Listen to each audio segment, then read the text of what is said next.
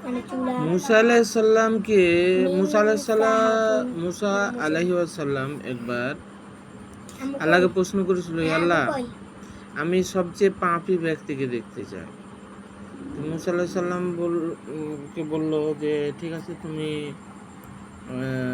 অমুক জায়গায় দাঁড়িয়ে থাকো, এক ব্যক্তি যাবে তোমার পাশ দিয়ে, সেই হবে সবচেয়ে পাপী ব্যক্তি। তো সন্ধ্যার সময়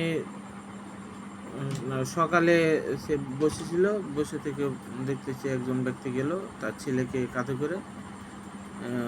এই ব্যক্তি সবচেয়ে পাপী তাহলে। তো মুসা আলাইহিস সালাম আবার আল্লাহ তাআলাকে বলল যে হে আল্লাহ, আমি সবচেয়ে ভালো ব্যক্তিকে আমি দেখতে চাই। তখন আল্লাহ তাআলা বললো যে ঠিক আছে, তুমি বিকালে অমুক জায়গায় দাঁড়াবে।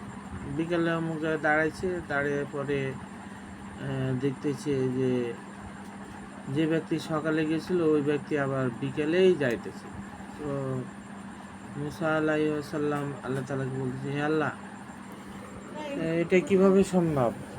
যে ব্যক্তি সকালে পাপী, সবচেয়ে বেশি পাপী, আবার বিকালে সেই ব্যক্তি সবচেয়ে ভালো ব্যক্তি, এই কারণটা কি? তখন আল্লাহ তাআলা বলল যে এই ব্যক্তি সকালে যখন মাঠের ভিতরে যাচ্ছিল তখন বলল যে তার ছেলে বলল যে হে আল্লাহ, সবচেয়ে বড় কি? তো বলতেছে যে এই বন। যে বনের চেয়ে বড় কি? তখন বলল যে এই পাহাড়ের চেয়ে আর বড় কি?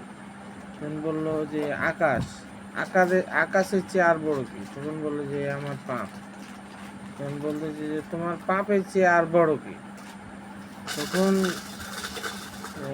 সে পাপী ব্যক্তি বলল যে আমার পাপের চেয়ে সবচেয়ে বড় হচ্ছে আল্লাহর রহমত। আল্লাহর রহমতে যদি একবার কেউ পড়ে যায় তাহলে সব পাপ ধুয়ে মুছে শেষ হয়ে যায়। তো ওই ব্যক্তি সব পাপ শেষ হয়ে করে দিল আল্লাহ। তো এই জন্য এই ব্যক্তি সবচেয়ে আবার নেকিওয়ালা ব্যক্তি। পাপ যা ছিল সব আবার তার নেকিতে পরিণত করে দিয়েছে আল্লাহ তাআলা। সুবহানাল্লাহ। চিন্তা করতে পারছেন? তাই আসুন আমরা সঠিক দিনের পথে, ইসলামের পথে ফিরে আসি এবং পাপ মুক্ত হই।